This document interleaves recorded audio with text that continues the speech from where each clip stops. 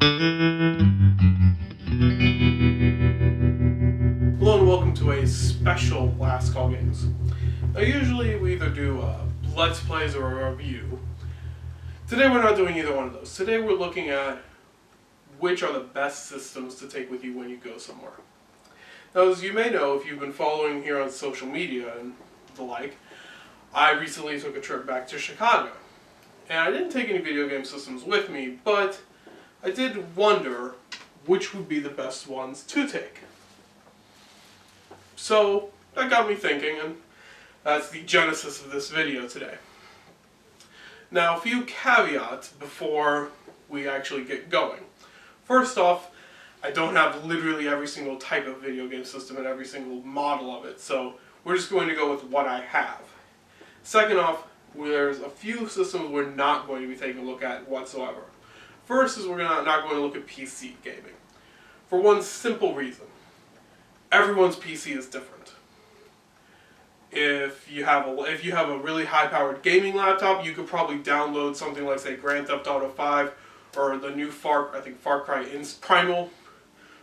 Primal or whatever, and play that on your laptop wherever you go. But if you have a crappy laptop like mine, it chugs going through something that's like PS2 quality. And if you have a desktop, then you're gonna see if you can try and plug it in. There's so many different ones that I can't actually fit them all into one video, or one part of a video. Second thing we're not going to take a look at is we're not going to take a look at the Wii or the Wii U. Both because they require a infrared dealy, which is just really inconvenient to take with you. Thirdly, we're not going to take a look at clone systems. And that not only includes something like the Retro Duo, which plays NES and Super Nintendo games, and is a fairly decent option if you don't have either one of these. I didn't have either one when I bought this. But we're also not going to take a look at something old school like the Coleco Gemini, which is technically a clone console. It's actually much more console-like than the 2600 that it's based off of, but still, it's technically a clone console, so I'm not going to include it either. Now, there's a few things that I use for determining which consoles are best to take with you. First off is, of course, games, which is an entire section of its own. Second off is a 5-point system. Each thing gets a point if it's good. First off is size. Is the console big? Is the console small? And remember, we're only looking at official releases. So something like, say, the SNES Junior would count if I had one. Or, say, the Genesis Model 3 counts because it's an official release that was released roughly during the system's time span. Or, say, the PS2 Fat compared to the PS2 Thin. Well, the PS2 Thin is almost the size of a DVD case, so. Second is easy to use cabling. Does it require some weird, bizarre cables that you have to find at a store that's specialized? Does it require ones that are pretty much discontinued and almost impossible to find? Does it use composite? Does it use HDMI? Because if you're going to a hotel room, those are pretty much the only two you're going to be able to find. You probably won't be able to open up the RF. Sometimes you won't be able to open it up at all. Which is a lot of times why I'm a little bit leery. Thirdly, game size. We're talking cartridge, a little bit harder to carry than a disc, especially if you take 25, however many of these, throw them in a disc wallet, you've got a few hours of entertainment and something that's pretty small, whereas these are pretty chunky, and then Sega Genesis actually has about the smallest carts you're going to find. Fourth, memory. Does the game save on its cartridges if it's a cartridge system? Does it use memory cards? Memory cards are bad because that means you're going to have something else you got to bring with you. Does it have a hard drive that you can put into it? Like, say, the Xbox One or the Xbox 360 or the PS3, or does it have a hard drive available to it? If so, that's a plus because you don't have to carry a bunch of memory cards and be like, oh, where's my game save for Marvel vs. Capcom 2? Oh no, I left it back at home. Fifth and finally is the controllers. Are they small enough that you can easily throw 2 or 3 of them in a bag? There is an advantage if you can hook up more than 2 controllers. Say, the new systems, the PS3, the Xbox 360, the Xbox One, etc., they use wireless controllers. That's a bit of an advantage because you don't have to plug them in, and you don't have to try and find an extension cord if you're sitting too far away from the console. So, those are the 5 factors, and we will discuss each one of those in more detail for each system. So we're going to start off from the bottom, the worst ranking, all the way to the top. Here they are. And then remember, this is just the consoles that I personally own, and just the versions that I own myself. So, be warned about that. First off is the Atari 2600. It's a really bulky system, especially given that the actual board itself is just like this big. It's just one board. It's not like 2 or 3 boards stacked on top of each other. It's a very large system for the amount of space it actually uses. This one has a lot of empty space inside of it. And remember, this is the only Atari 2600 I have that's not that Coleco Gemini. And it uses RF only. There's no composite, nothing else, just RF. So you gotta get one of these little adapters, which admittedly you can find at Radio Shack probably, or something like that, whatever the version of that is for you. But still you have to try and plug that into the TV, and a lot of hotels don't like you doing something like that. Admittedly, it does not require saving, so for memory it does get a point actually, surprisingly enough. But the controllers are kind of cumbersome because you get the classic Atari joystick that's literally on my logo, right here. Right there, roughly. But still, it's really not a good system, and it uses cartridges which, again, more cumbersome than discs. Now for games, it does have some really great games, like I could play a few hours of River Raid no matter what, because it's a really great game. But there's a lot of crap on there, and while they're pretty easy to find, it's still not that great. That's why for games it gets a 2 out of 5.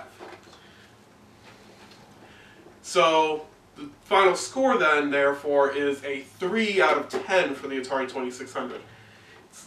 It has a lot of issues. I probably wouldn't bring this with me. Maybe if it were the Junior, it might be okay, but even then, there's probably only going to be a handful of games you're going to want to play, and most of those are on compilations on something, even on other consoles like the PS2 and I think the PS1 actually has a pretty good compilation of Activision games. So next up, we're going to take a look at the Panasonic 3DO, which was $50. I don't know if you can see this, but it actually says 3DO face on it. I think I've posted a picture of it before. I keep those stickers on there because A, I got a really good deal, and B, it's just hilarious. So, because this console does use discs, which is definitely a plus. Also, the cabling is probably the easiest system you're ever going to find. It does have RF, which, okay, is terrible. It does have S-Video, which you're not going to find in a lot of hotel rooms. But it uses composite, and it's just straight composite ports. No proprietary system, no proprietary thing at all here. But this system is pretty big. It's pretty bulky. I mean, I have a couple systems that are bigger than it, but still, this is a beast of a system. And it has really a weird controller layout, which if you only brought one and a friend wants to play, you're probably going to be able to find one unless you find like a specialty video game store. I just realized this is shiny. Whoosh. So it gets a 2 out of 5. for that. The very easy cabling and using discs are plus, everything else is a minus.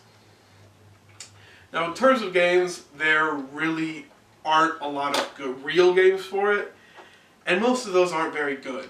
And the 3DO really doesn't have any great exclusive games. I mean, a lot of the later games for this were ported to the PlayStation 1 or the Saturn.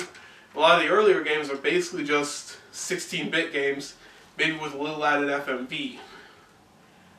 That's why for the games, this gets a 1 out of 5. It really doesn't have a ton of great games. If this hadn't been $50 with I think like 3 sampler discs and 2 real games included, I wouldn't have picked this up. Next up, this is a system that's probably going to piss a lot of people off. This is the Sega Saturn. Well, pissed a lot of people off for being so low on the list. The 3DO was a 3 out of 10, so what's this going to get? Now, the Sega Saturn is pretty big. It does require it has some onboard memory, which admittedly is a plus for a console of this time. But the composite cables are not really easy to find. It doesn't use the same ones as the Genesis 1 and 2. The game saves might go like, I think you could put them on a memory card inside here. I haven't really saved that many games for the Saturn because a lot of the Saturn games are kind of arcade style. But the controllers are small, which is nice. It's definitely a plus. So, in terms of portability, the Saturn gets about a 3 out of 5. The memory situation is a little strange, and the system is kind of big. So, that's that. And in terms of games, if you're just talking about a US system, there really aren't that many games for it. And a lot of them are media. There aren't that many US released exclusive games for it either, which is kind of an issue. It didn't get a redesign or anything, so this is the only system this is pretty much the only size you're gonna get. There is one that has like oval buttons, which is the first one, but it's about as small as you're getting one for. And yeah, if you want to play the Japanese games, which is fine, you gotta feel like an action replay or something that just adds to the size of the machine. So, small amount of US games gives it only a 2 out of 5. And the 2 and the 3 gives it a final score of a 5 out of 10. It's not terrible, and if you really do love your Saturn, you could probably find a way to bring it with you. Next up is the Nintendo Entertainment System. This one doesn't have the flappy thing. This original one, there is a Super Nintendo Junior, but I don't have, I think it's called the NES Mini, the NES 101. I don't have that one, so, but the original one is pretty big, pretty chunky. Especially because once you open it up, one of my very first videos I saw when you take out the 10 NES chip, there's kind of a lot of wasted space in here too.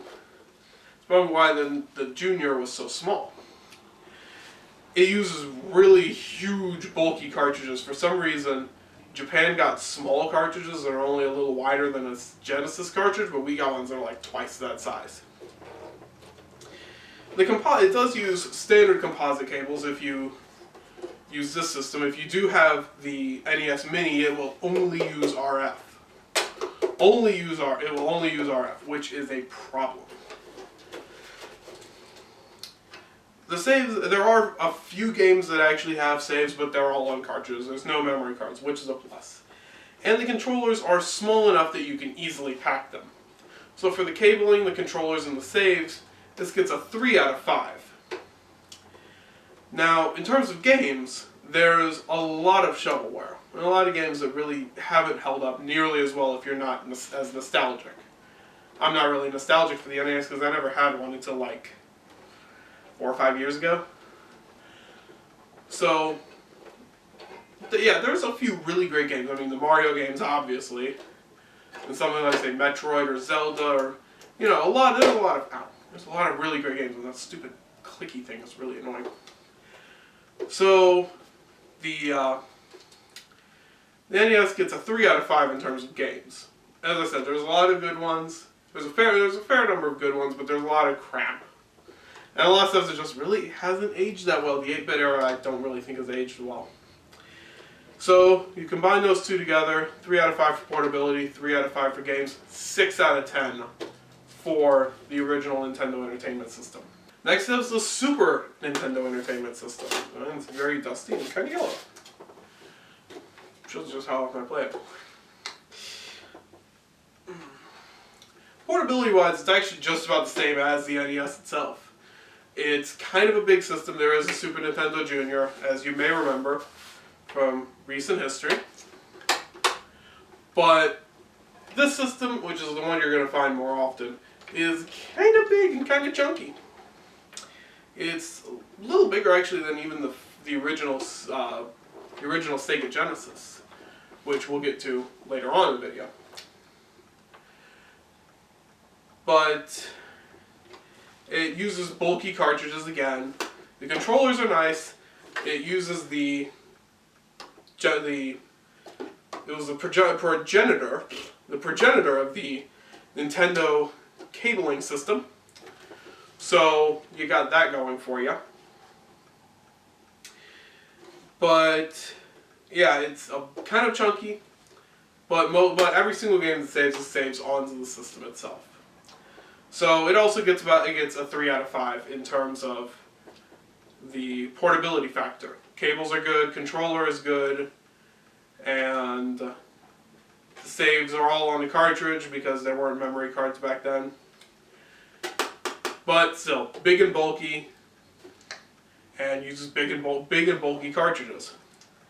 Now, games at this time, which admittedly is the time I'm most familiar with in nostalgia purposes, were much more advanced than NES games. And there's a lot of really good arcade ports on here. You got stuff like, Mortal Kombat 2, Street Fighter 2, Street Fighter 2 Turbo, I want to say, was also on the SNES. Final Fight, there are a bunch of really great games.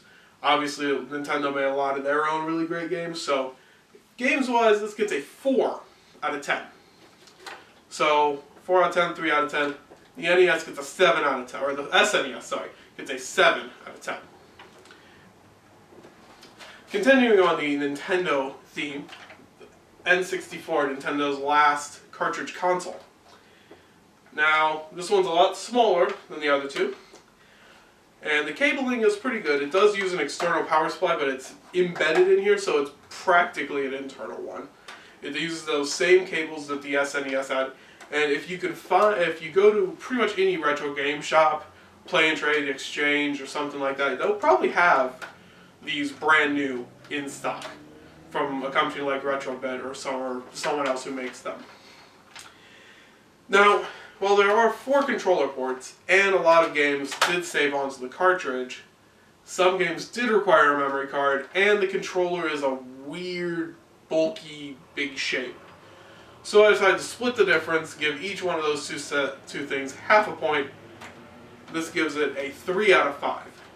Good for small size, good for cabling, but you don't really have... The cartridges are kind of a factor, especially for this era of gaming, and the controllers are bulky, but you can use a lot of them, and the memory cards aren't necessarily needed, but for some games are needed. So in terms of games, though, there's a fair number of really great games that you're going to have a ton of fun with friends. Mario Kart, GoldenEye, the original Super Smash Bros. But there's not a ton after that. Has a really small library. There's like 300 games or so in North America. So that's why it gets a 4 out of 5. If it had a deeper library, I'd probably give it the extra point. So, 3 out of 5 for portability, 4 out of 5 in terms of game library. This gets a 7 out of 10. Now, when I originally started this, I thought this was going to be the winning system, honestly. Sega Dreamcast is a pretty small console, and it packs a lot into it. It's pretty full. But still, it's small enough you can easily fit it right in your bag and not really need to take out that extra change of clothes, or need to wear the same pair of underwear for a week. And the cabling is good. The cabling works. It uses you can use it on composite easily. There is an RF, but that was kind of useless at the time. Games do come on discs, which again, big plus. I mean, I've got a disc wall of like 250 because that's how I was playing them at my old apartment. So, but the Dreamcast has some issues in terms of portability. It uses memory cards, which is the biggest problem because I have probably about 8 or so memory cards and I have no idea what's on them because I'm very bad at managing my memory cards. Also, the controllers, while there's 4 ports of them, which is a plus, the controllers are kind of big and bulky. I mean, they're nowhere near as svelte as you got from something like, say, the PlayStation controller, or even newer controllers like the Xbox 360 and Xbox Ones. So it gets a 3 out of 5. The size is good, the cabling is good, the discs are good, but it's kind of got some issues once you get into the controller, because that's where the memory cards go. Now, similar to the N64, the Dreamcast has a lot of really great games that you're going to want to play with your friends. I mean, Marvel vs. Capcom 2 might be my favorite fighting game ever. Power Stone is a really good 3D Super Smash Bros. Type game. It's got really good sports games, honestly. I mean, I like sports games. I know not a lot of people do, but it has a lot of really good games that you're going to want to play with friends. But again, like the N64, doesn't really have much after that. So that's why it gets a 4 out of 5 as well. For games, obviously. Total score, 4 out of 5, 3 out of 5, 7 out of 10.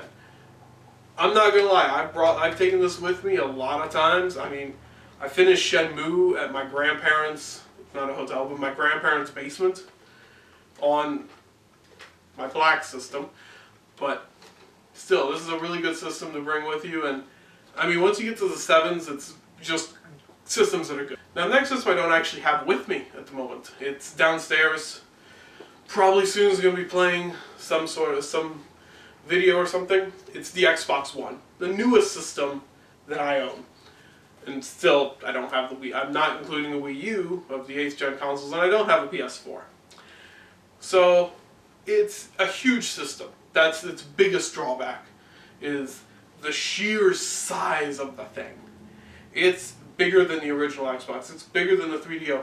When I unboxed the system, and I'm going to put a link in the description, probably a annotation right around here, I did a size comparison. I wasn't expecting it to be bigger than both of those two, but it was.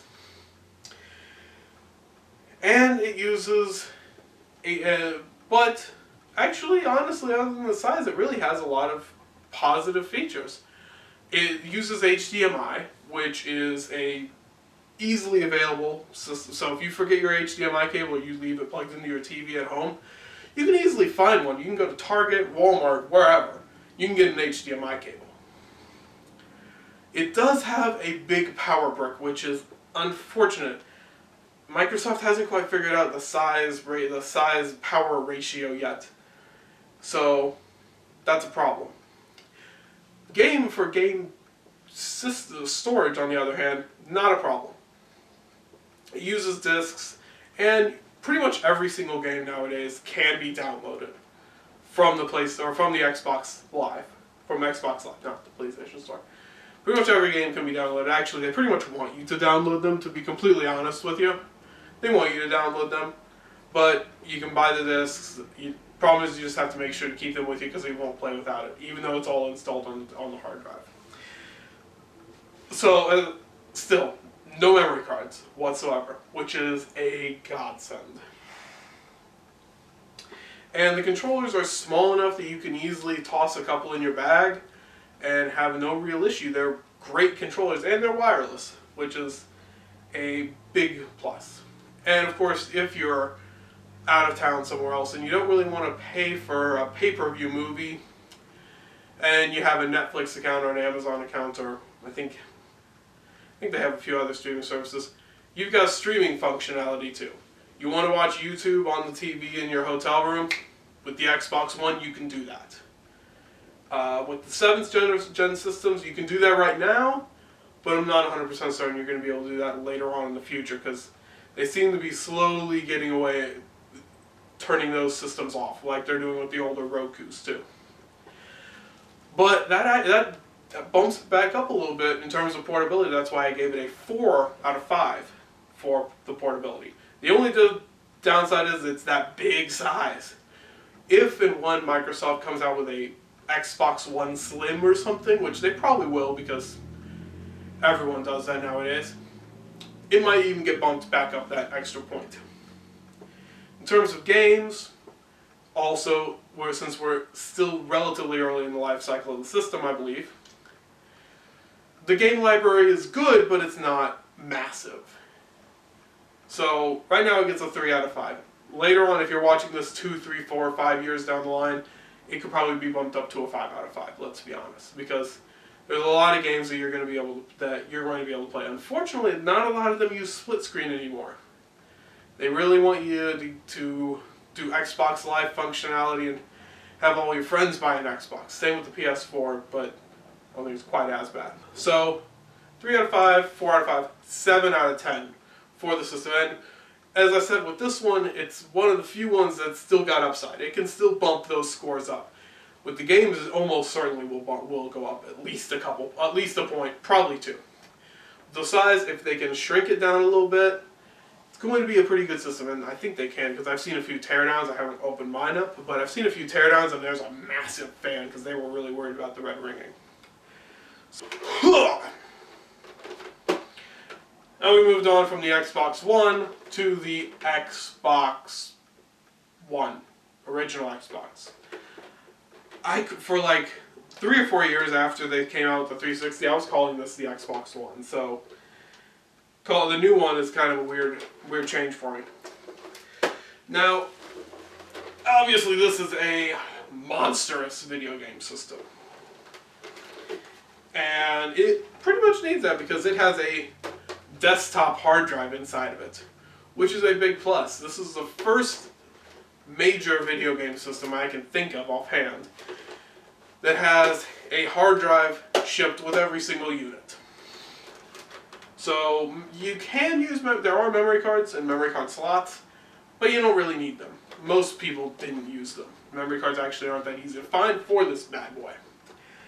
Now the cabling it uses composite and component. If you have a hotel room that has component, then you can watch much prettier things.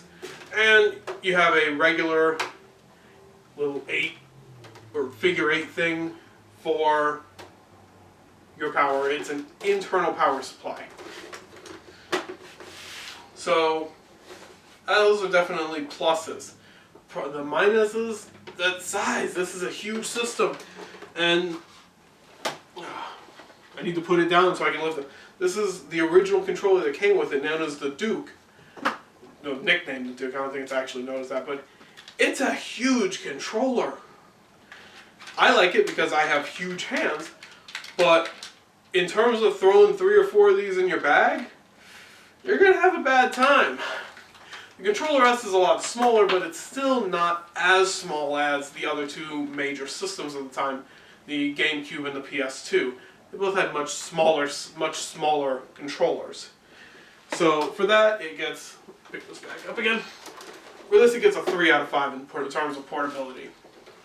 It's got a lot of pluses, but the sizes is a big difference. And this is one of the last systems I can think of that didn't have a console redesign, as you would say. It did have hardware revisions inside, but the outsides all look like this. So in terms of games, you've got a pretty huge library of games that you can choose from, all on discs. And right now, they're pretty cheap. That's why I give it a 5 out of 5 in terms of games. Most systems from here on out are going to get a 5 out of 5 for games, because relatively modern consoles, you get a ton of games, and there's a lot of really great games. I mean, you could still, you get 3 friends and you play Halo on a big split screen, or Halo 2 is arguably better, and you're gonna have a great time. Honestly, you could literally. I mean, I've gone to people's houses, hung out with them. I've played Halo for like 8 or 10 hours straight on one of these bad boys, and it is awesome. So, Halo itself probably bumps this up an entire point. Then the other 4 points are the other, like, 1,700 games. So, yeah, between those two, I just couldn't keep lifting that. Especially because I got a couple other relatively hefty systems to pick up. Between the 5 out of 5 for games and the 3 out of 5 for portability, gets an 8 out of 10 for the original Xbox. It's definitely something that you might want to pick up and take with you.